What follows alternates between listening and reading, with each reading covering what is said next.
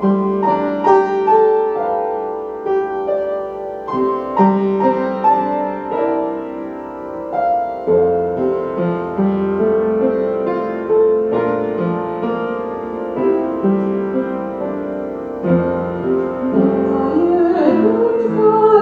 주름이 지고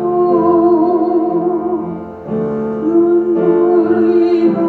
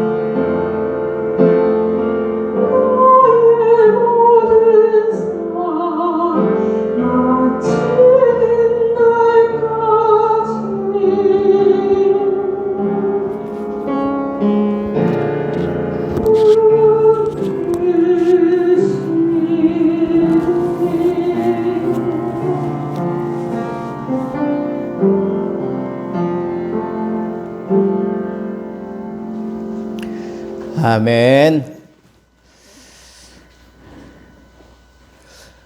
오늘은 어버이 주일인데 어버이 주일을 우리가 맞이하면서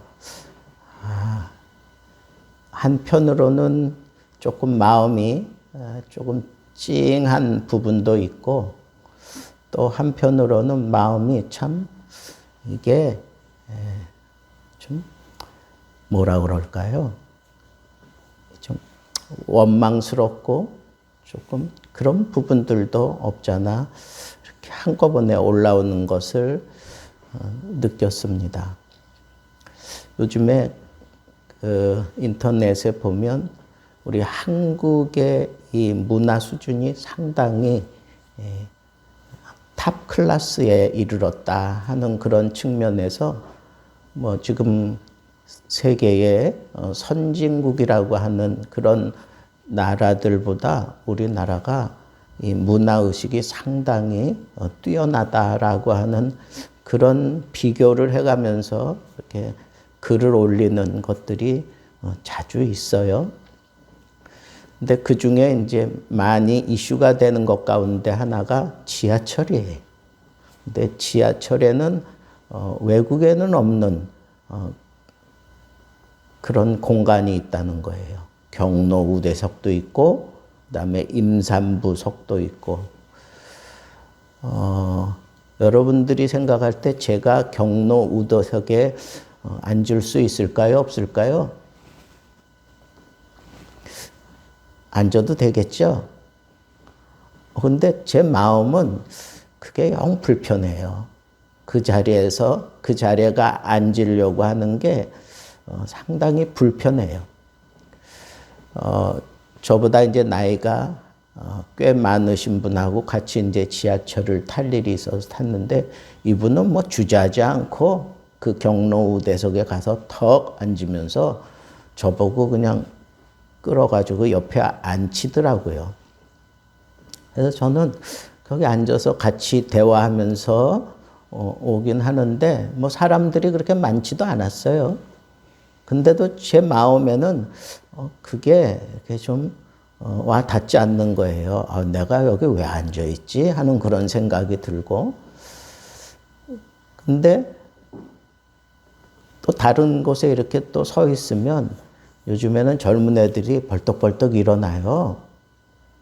근데 저는 설마 나 때문에 일어날까? 뭐 그런 생각을 안 하죠. 근데 날 보고 잡아 끌면서 여기 앉으라는 거예요. 그래서 내가, 야, 나 아직도 젊어. 괜찮어. 그냥 너 거기 앉아서 가. 공부하는데 힘들 거 아니야. 그러면서 억지로 앉히고 뭐. 근데 다른 사람들 눈에는 또 제가 이렇게 늙어 보이나 봐요. 그래서 이 세월이 참 그렇게 흘러가는구나. 뭐 이런 생각도 하는데, 여러분, 마음과 내 몸이 다르고 내 생각과 현실이 다른 세상을 살기 때문에 이게 참 부조화스러운 것들이 있는데, 좀 안타까운 게 있는 게 뭐냐 하면, 지금 이 시대에는 뭐 그런 자리, 말해서 우리 한국의 이 문화 수준이 상당히 높아졌다라고 하는 걸 뭐 자부심을 가질 만큼 뭐 그렇게 서로 그렇게 느끼고 있지만, 저는 또 역으로 그런 자리가 있으면 뭐 하냐 이거예요. 그런 자리가 있으면 뭐 하냐 이거예요. 정말 마음에서 우러나서 그 자리를 만들어 준 것 같은 생각이 안 드는 거예요. 왜 그러죠? 지하철에서 보면 이 노인네들이 상당히 무시를 많이 당해요. 상당히 무시를 많이 당해. 뭐 심지어는 젊은 애들이 막 노인네한테 막 욕지거리 해대고 막 그러는 경우가 종종 있어요. 그런 걸 보면 도대체 문화 의식이 마음과 따로 노는 거라면 이게 뭐 중요할까 하는 그런 생각이 들기도 하는데, 옛날에는 감히 상상치도 못하는 그런 일들이 막 일어나는 거예요. 노인들에 대한 막 함부로 대하는 이런 것들은 우리가 자라날 때에는 그런 거는 꿈에도 생각도 못했어요. 응? 어떻게 그래요? 선생님 알기를 정말 하늘같이 알았잖아요. 요즘 선생님에 대해서 학생들이 그렇게 정말 잘 섬기는 애들이 얼마나 될까요? 선생님한테 막 욕지거리 해대고 뭐 심지어는 때리고 성적으로 막 부끄러운 짓들을 하고, 아니 도대체 뭐가 의식이 높아졌다는 건가? 우리가 살아가면서 좀 편리하고 또 그렇게 적당히 개인주의적으로 그렇게 흘러가면서 남에게 피해 안 끼치면 그게 의식 수준이 높아지는 건가? 정말 진심을 다해서 어른들을, 어버이들을 잘 섬겨주는 마음은 별로 느끼지 못하는데, 그래서 제가 어버이를 생각하면서 왜 이 어버이들에 대한 이런 기대치, 이런 것들이 상당히 낮아지고 뭐 선이 없는 것 같아. 그냥 어느 정도 그냥 거리가 유지될 때에는 깍듯하게 섬겨도 주고 깍듯하게 뭐 배려해 주고 그러는데, 그 선이 어느샌가 이렇게 무너진다 싶으면 그때는 세상에 호로자식도 그런 호로자식이 없을 만큼 막 그렇게 막 함부로 대하는 그런 모습들을 보면서 이게 참 많이 무너졌구나. 참 많이 무너졌구나 하는 그런 생각이 드는 거예요. 그래서 마음이 좀 짠하다는 거예요. 늙어가는 것도 서러운데 이 젊은이들에게 그 선이 다 무너져서 귀찮게 취급을 당하고 정말 존경을 못 받고 그냥 어른으로서 이 사회가 떠받들어주는 그런 문화가 아니라면 참 서글픈 거예요. 정말 서글픈 거예요. 나이 들어가니까 모든 기능이 다 저하되는 거예요. 머리, 돌았으면 잊어버린다니까. 걷는 거, 뭐 계단 오르락 내리락 하는 거, 제일 위험한 게 뭔지 아세요? 이 길 건너는 거예요.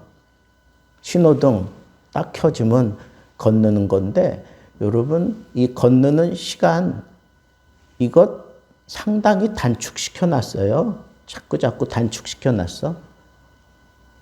그래가지고 그냥 준비하고 있다가 딱 건너지 않으면 이게 중간에 아니면 다 건너기도 전에 이게 바뀌어요. 여러분들은 안 그럴 것 같아요? 여러분들도 늙어봐. 다 그렇게 돼. 근데 그렇게 다 못 건너는 사람들 배려해 줍니까? 차들이 막 달라들면서 빵빵거리면서 막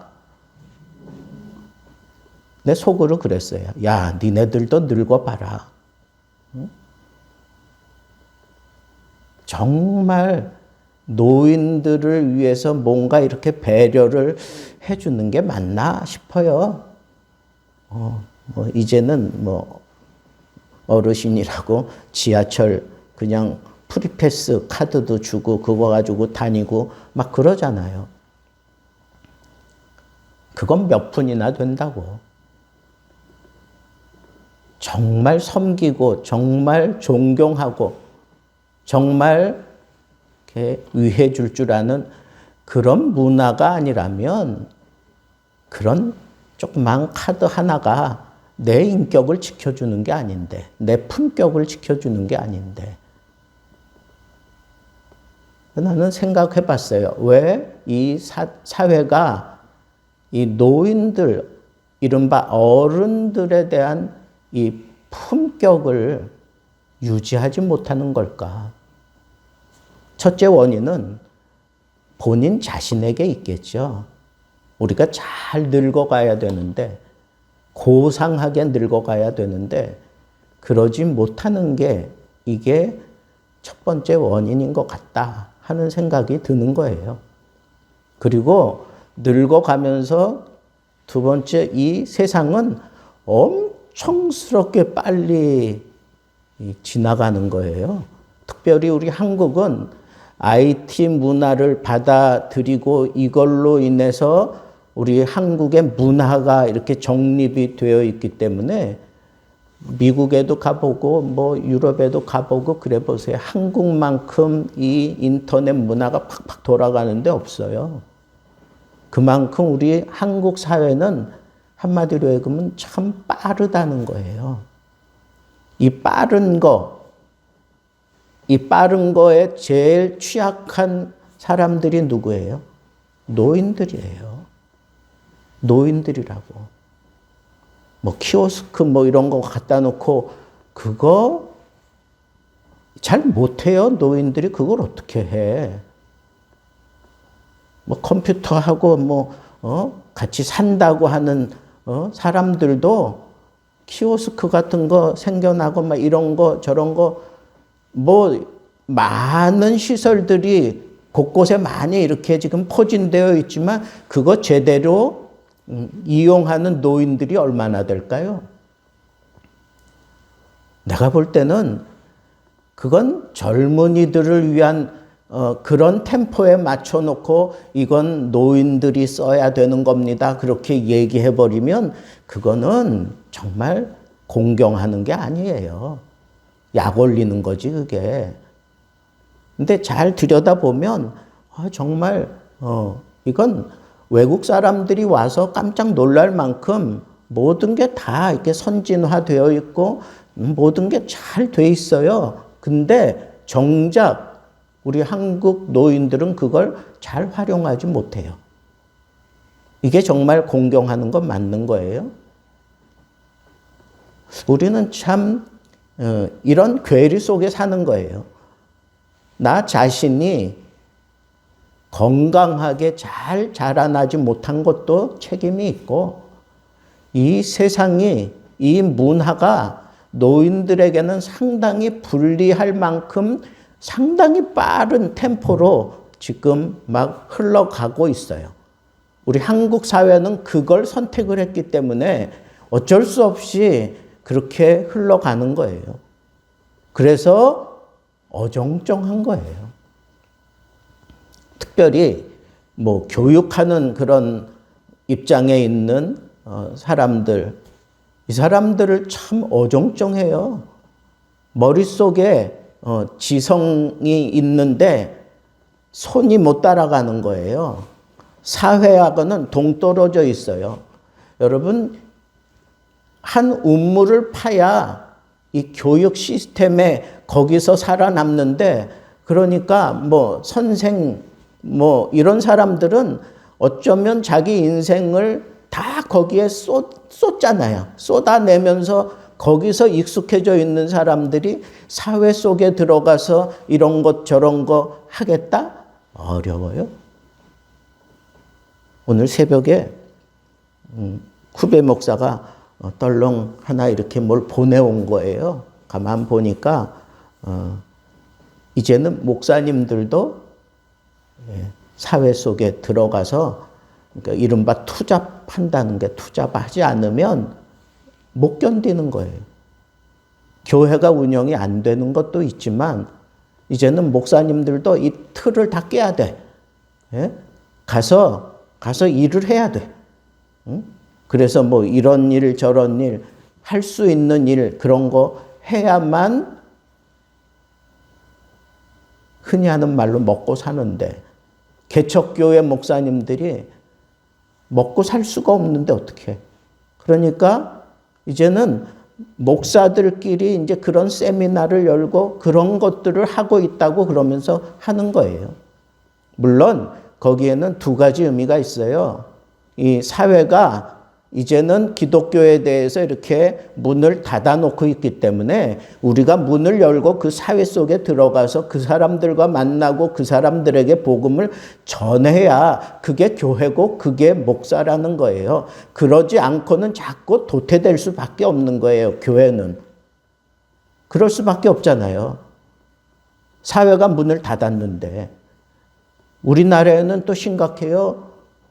국회의원 가운데는 교회법을 폐지하자고 그러면서 국회에 상정하는 그런 일들까지 그런 걸 가지고 이슈화 시켜가지고 막 이런 상황이 지금 벌어지고 있는데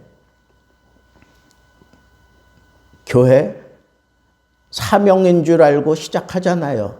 목사님들이 사명을 받았다 그렇게 생각하고 그렇게 시작하잖아요.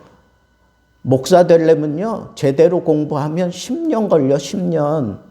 대학교 졸업하고, 그 다음에 대학원 졸업하고, 그 다음에 뭐 강도사 고시 보고, 목사 고시 보고, 그리고 안수 받기까지, 대학교에서부터 목사 안수 받기까지 10년인데, 거기 또 뭐 군대 갔다 오고 그러면 12, 3년 그냥 훌딱 지나가는 거예요. 그렇게 해가지고 목사가 됐어. 그 사람들은 사회적인 경험이 없어요. 오로지 하나 그냥 말씀만 붙잡고 씨름하며 지내왔어요. 그리고 교회라고 하는 그 공간 안에서만 행동했기 때문에 다른 건 세상 말로 얘기하면 잼뱅이야. 할 수 있는 게 별로 없어요. 여러분, 이제는 사회는 뭐 엄청스럽게 빨리 지나가는데 교회가 그거 못 따라가고 있어. 어떡하라는 거예요? 그러면 교인들이 그걸 적당하게 이 교회 속에서 자기의 달란트를 가지고 교회가 이 사회와 발을 맞추어 갈 수 있도록 그렇게 은사를 개발해가지고 그렇게 헌신합니까? 안 해요. 교인들이 뭘 해 하기는. 그러니까 목사님들이 살 길이 없으니까 이제는 투잡하러 나가는 거예요. 대리운전도 하고 무슨 카페 같은 것도 하고 빵집에 가서 뭐 하고 그다음에 뭐 여기저기 사회 구석구석 들어가서 할 수 있는 일들을 하면서 자기 생계를 지켜가지 않고는 이제는 개척교회 같은 건 못한다는 거예요. 코로나 지나면서 교회가 뭐 만 교회가 뭐 문을 닫았다 뭐 이렇게 추산하고 있는데 이거 어떻게 견디라고? 어떻게 하라고? 이제 그만큼 힘들어졌다는 거예요. 그러면 교인들은 뭐 옛날에는요, 이 성경에 대한 아주 그냥 갈급함이 있었어. 하나님의 말씀에 대한 갈급함이 있어서 그 말씀을 듣기 위해서 뭐 기도원 쫓아다니고 부흥회 쫓아다니고 막 그러면서 그 영적인 그 갈급함을 채워왔었어요. 근데 요즘에는 교인들 가운데 그런 갈급함을 가지고 믿음 생활하는 사람들 뭐 거의 없습니다. 그러니까 교회가 이런 영적인 부분이 많이 뭉개졌어요. 그래서 어느 정도 교회가 커지고 뭐 세력을 형성하면 그 안에서 자기끼리 뭉쳐가지고 거기서 무슨 기싸움을 해가면서 이상하게 교회가 무슨 사회 기업처럼 그렇게 변질되어진 그런 모습들도 많이 보이고 있어요. 이건 뭔 문제가 분명히 있긴 있는데 이걸 어떻게 풀어갈 건가? 목사님들이 각성해서 지금 목사님들 사회 속에 뛰어 들어가서 그들과 함께 뭔가 접촉을 하고 그들에게 복음을 전할 수 있는 어떤 그런 기회를 만들고, 그러면서 또 내가 생계를 스스로 책임지지 않으면 이제는 개척교회는 힘들다. 스스로 그렇게 다 결론을 내리고 그런 모임, 그런 세미나가 지금 여기저기서 열리고 있는 그런 실정이에요. 그 중에 하나 저한테 보내온 거예요.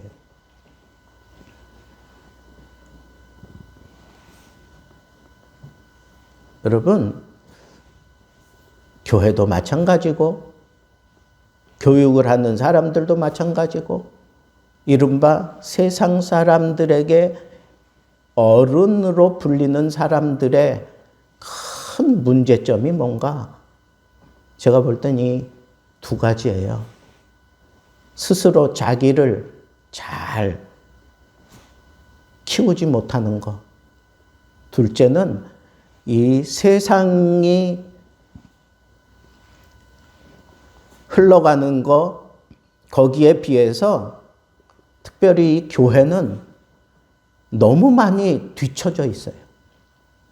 세상은 그냥 요즘에 뭐 클릭 몇 번 하면 뭐 세상 여기저기 다 돌아다니면서 어떤 지식 정보를 캐오고 있는데, 교회는 그런 건 못하잖아. 교회 주던 일이 뭐예요? 지금처럼 이렇게 장의자 앉아놓고 여기서 예배 드리는 게 이게 교회의 주된 모습이에요. 그러다 보니까 이게 자꾸 느려지는 거야. 스피드 있게 나가는 이 사회에 자꾸 뒤처지는 거예요. 옛날에는 교회가 교육적으로 세상보다 앞서 있었어요. 그래서 이 세상을 이끌어갔다고. 근데 지금은 세상이 저만큼 가 있는데 교회는 아랑곳하지 않고 옛날 방식 그대로 그 모습, 그거 붙잡고 씨름하고 있는 게 오늘날의 모습이에요. 그러니까 이게 어떤 이해 타산이 맞고 그 다음에 생각들이 맞으면 자기들끼리 모여서 그거 견지하고 그거 뭐 해보려고 하지만, 그러지 않으면 사람들이 그냥 아무런 거리낌 없이 교회 다 떠나고 말아. 교회 다 떠난다고요. 심지어는 교회의 어떤 이 책임을 맡고 있는 사람들까지 그런 의식 가지고 막 떠나요. 여러분, 그래가지고 교회가 제대로 살아남겠습니까? 이걸 누구에게 책임을 돌릴 거예요? 어른이에요, 어른. 교회의 어른인 우리들에게 책임이 있는 거예요. 공동 책임이지, 이게 무슨 목사의 책임도 아니고 어떤 장로님, 안수 집사님, 권사님들의 책임이 아니에요. 교회의 아비 역할을 하는, 교회에는 사도 바울이 세 부류로 나눴어요. 갓난아이, 청년, 그 다음에 아비예요. 이 아비가 이 어른 역할을 해야 되는데 이 역할 제대로 못해 주니까 교회가 도태하고 교회가 그냥 제자리 걸음하다가 어려움을 당하는 거예요. 자, 그래서 그런 의미에서 우리는 그러면 어떤 어른이 되어야 할까? 어떤 어른이 되어야 할까? 그래서 제가 고민하다가 오늘 본문 말씀을 잡았습니다. 다니엘이 그 나라에서 다 인정하는 어른이었어요.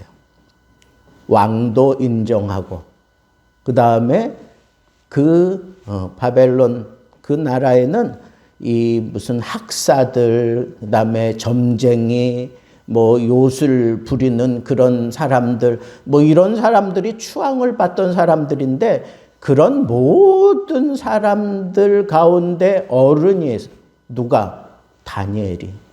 왕이 그렇게 세웠고 그 사람들이 다 그렇게 떠받들었어요, 다니엘을.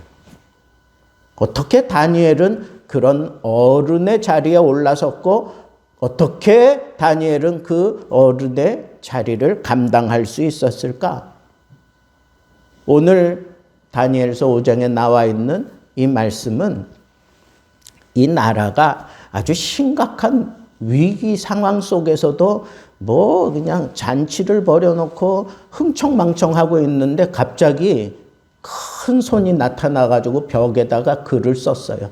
그 모습을 보면서 거기 잔치하는 사람들이 다 놀란 거야. 분명히 거기다 뭐 글을 쓰긴 했는데 그걸 해석하는 사람이 없는 거야. 다 바들바들 떨고만 있는데 그때 그 왕의 어머니 태우가 그 자리에 들어와서 한 말씀이 지금 우리가 읽은 말씀이에요. 왕이요, 당신의 아버지가 인정했던 사람, 그 사람이 이 모든 문제들을 해결할 것입니다. 그러면서 천거해요. 저는 그런 생각을 했어요. 아, 정말 어른이 어떤 사람인가? 어른은 위기 때 생각나는 사람. 심각한 위기를 딱 만나면 딱 떠오르는 그런 사람, 그 사람이 어른이에요. 그 사람이 정말 어른이에요. 여러분, 사업을 하다가 아니면 뭐 공부하다가 아니면 뭐 여러 가지 일들을 하다가 심각한 어려움 생길 수 있어. 그때 딱 떠오르는 사람 있습니까? 있으면 다행이야. 그런 사람 없으면 나는 정말 방향도 없이 뛰어가고 있는 사람. 어떤 사람이 강의하면서 그런 얘기를 하더라고요. 여러분, 심각한 위기 상황이 생겼을 때 딱 떠오르는 사람 있습니까?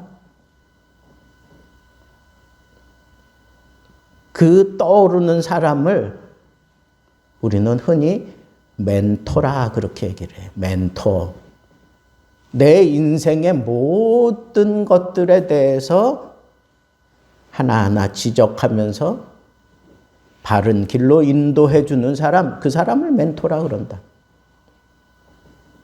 그런 사람이 어려움이 딱 떠올랐을 때 한 3명은 있어야 되는데 그게 내가 지금 건강하게 살아가고 있는 거래요. 여러분들에게는 멘토가 있습니까? 교육적인 멘토, 영적인 멘토, 그리고 어떤 내 삶 속에서 이 얽히고 설킨 문제들을 풀어줄 수 있는 그런 멘토들이 있냐고요. 그건 나이가 많은 사람만을 얘기하는 게 아니에요. 나이가 나보다 어릴지라도 나에게 멘토가 있어요. 그런 사람들이 있어야 내가 삶을 건강하게 지금 살아가고 있다고 얘기할 수 있다는 거예요. 내 그 위기, 그 위험함 속에, 이 괴로움 속에 아무것도 못하고 그냥 이 무릎이 달달달달 떨리는 그런 상황 속에 모든 사람들이 다 아무것도 못하고 있을 때 그때 그 왕의 어머니가 들어와서 딱 청거하는 사람이 누구예요? 그게 바로 다니엘이었어요.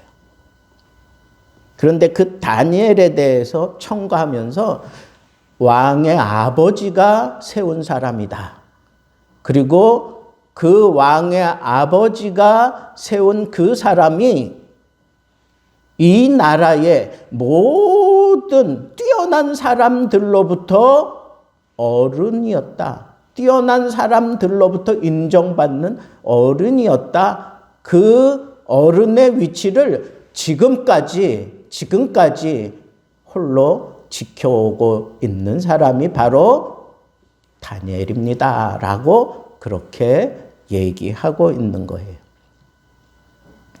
그래서 저는 어른이라면 이렇게 사람들에게 이런 멘토 역할을 하는 사람이어야 하고 또 하나는 그 멘토도 그냥 생각만 나는 게 아니라 이분에게 찾아가면 이 모든 문제는 풀린다라고 하는 그런 확신이 있어야 돼요.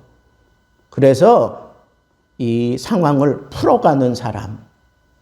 그래서 이 왕비가 그렇게 왕후가 얘기하잖아요. 이 다니엘을 내가 당신에게 소개하는데 이 모든 문제 그 사람은 능히 풀어낼 것입니다. 라고 그렇게 얘기하면서 소개를 하는 거예요. 그러니까 여러분, 우리는 이런 어른으로 자라나가야 돼. 어떤 어른으로 자라나가야 되느냐? 내가 멘토가 돼야 돼. 멘토가. 멘토는요, 그 사람 어릴 적부터 아니면 그 사람이 가지고 있는 모든 것들을 다 알고 있어야 돼. 그래야 제대로 그 문제를 풀어줄 수 있기 때문에. 내가 인정받는 그런 멘토가 되고 또 그 위기를 풀어줄 수 있는 그런 어른이 될 때 그 사람이 정말 그 시대에 꼭 필요한 어른이다 라고 하는 것을 말씀을 드리는데, 다니엘은 어떻게 이렇게 인정받고 풀어낼 수 있는 사람으로 그렇게 천거될 수 있었는가? 첫째는 그에게는 하나님의 거룩한 신들이 있었던 사람이다. 오늘 표현으로, 신약적인 표현으로 하면 성령 충만했던 사람이다. 성령 충만한 사람이다. 그러니까 성령의 지배를 받으며 살아가는 사람입니다. 그러니까 그 사람은 어떤 것이든지 다 해낼 수 있습니다. 힘으로, 능으로 할 수 없는 것 오직 영으로, 하나님의 영으로 말미암아 감당할 수 있게 하신다고 하는 이 고백을 우리는 즐겨서 그렇게 표현하는데, 여러분 정말로 내가 하나님 앞에서도 사람들 앞에서도 인정받는 그런 어른으로 나를 이렇게 성숙시켜 가는 데 있어서 제일 먼저 중요한 건 내가 영적인 사람으로 온전하게 세워져야 된다는 거예요. 성령 충만한 사람이 되어야 한다고 하는 겁니다. 두 번째는 명철과 총명과 지혜의 사람이다. 명철과 총명과 지혜, 이건 이성적으로 뛰어난 사람인데 신들의 지혜와 같은 자. 그 사람이 풀어내는 거는 그냥 지식적으로, 그냥 이성적으로만 풀어내는 게 아니라 그 위에, 그 이상 탁월한 지혜를 발휘하는 그런 사람이 바로 다니엘이었어요. 여러분, 우리가 이런 사람이 돼야 돼. 다른 사람들이 가지고 있는 수준의 지혜, 그런 사람들은 어른으로 존경받지 못해. 그러니까 여러분, 지혜는 내가 얻어서 가지고 있는 것도 있지만 내가 가지고 태어나는 것도 있어요. 그런데 그 모든 것 다 합쳐서, 그런 거 모든 것 다 합쳐서 뛰어나야 돼. 모든 사람들이 가지고 있는 생각보다 뛰어난 생각, 그걸 성경이 얘기하는 명철, 지혜, 총명 이렇게 얘기하는 거예요. 신들과 같다 하는 얘기. 근데 여러분, 이런 뛰어난 이런 명철, 총명, 지혜, 어떤 사람이 그걸 키워갈 수 있을까요? 야고보서에 보니까 하늘의 지혜를 하나님이 누구에게 주신다 그랬어요? 기도하는 자에게 주신다 그랬어. 기도하는 자에게. 그러니까 이 다니엘이 이렇게 인정받을 수 있었던 그 지혜를 제대로 활용할 수 있었던 건 그는 기도의 사람이었기 때문에 그래. 예루살렘을 향하여 하루에 3번씩 그렇게 기도하며 그 신앙을 지켜갔던 사람, 하나님이 주시는 그 지혜, 그것을 온전하게 내가 쓸 수 있을 때까지 사람들이 지혜 위에 지혜를 볼 수 있게 만드는 건 그건 바로 기도의 사람이었기 때문에 그렇다는 거예요. 기도의 사람. 마지막 3번째는 뭐 박수, 술객, 갈대아, 술사, 점쟁이, 이 모든 사람들은 이건 일반 사람들보다 특별한 사람들인데 그 사람들이 인정하는 어른이었어요. 그 사람들이 인정하는 어른, 그건 뭘까요? 모든 면에서 그는 항상 최고였다는 거예요. 항상 최고였다. 그래서 그 사람들이 어른으로 그렇게 섬겼어요. 그런 사람들이 다 어른으로 섬겼어요. 그래서 그 사람들이 어른으로 섬길 수밖에 없었던 건 그 사람들은 하지 못하는 것, 이 다니엘은 해왔다는 거예요. 꿈도 풀어냈어요. 지혜로 풀어냈어요. 그 사람들은 상상치도 못하는 것, 다니엘은 해내고 말았습니다. 이게 뭘까요? 겨루어서 항상 이겼다는 거야. 최고의 자리를 다니엘은 유지하고 있었어요.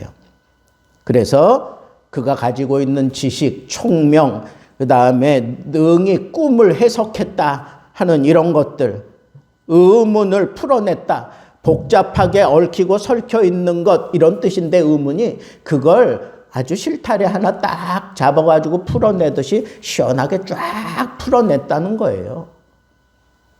어떻게 이렇게 이런 놀라운 그런 최고의 자리에 올라갈 수 있었을까요? 다니엘의 온 인생을 통해서 다니엘이 그런 자리에 올라설 수 있었던 것, 저는 이 한마디라고 생각해요. 그게 뭐냐? 그는 하나님을 위하여, 하나님을 위해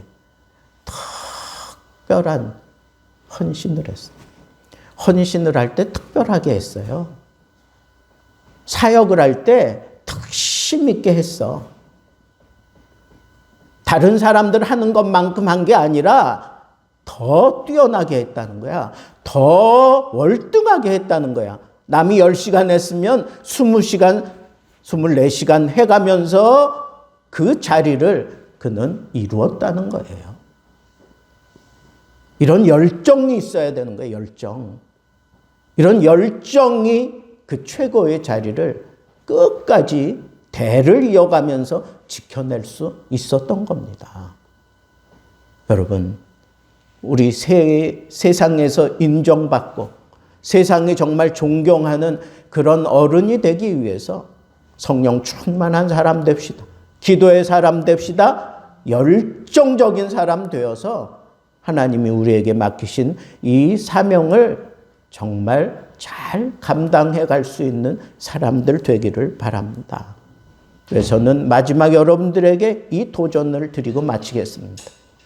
여러분, 이 왕후가 아무도 풀어내지 못하는 그 상황 속에 뛰어들어가서 당당하게 다니엘을 천거하면서 뭐라 그러느냐? 그가 풀어낼 것이다 그랬어요. 그가 풀어낼 것이다. 여러분, 그 시대의 그 모든 문제, 이 다니엘은 풀어낸다는 거예요. 여러분, 시대의 빠름과 나의 이 연약함, 이것 때문에 지금 상당히 어려움을 겪고 있는데, 이런 시대적인 이런 상황을 누가 풀어내는가? 그건 어른이에요. 어른이 풀어내는 거예요. 교회의 심각한 이런저런 문제들, 그건 누가 풀어내는가? 그거 어른이 풀어내는 거야. 앞으로 이 교회가 세상과 자꾸 결이 되고 있는데 이런 문제들 누가 풀어내는 건가? 그건 어른이 풀어내는 거예요. 여러분, 교회의 어른다운 그런 모습으로 여러분들이 대접받기 원하는 거 있어요? 근데 그런 대접받고 이 시대를 밝히 보고 이 시대를 풀어낼 수 있는 사람, 그런 어른이 되어서 가정에서도 존경받고 교회에서도 인정받고 사회에서도 정말 천거받을 수 있는, 이 시대를 풀어낼 수 있는 하나님의 사람들 되기를 우리 주님의 이름으로 축복합니다.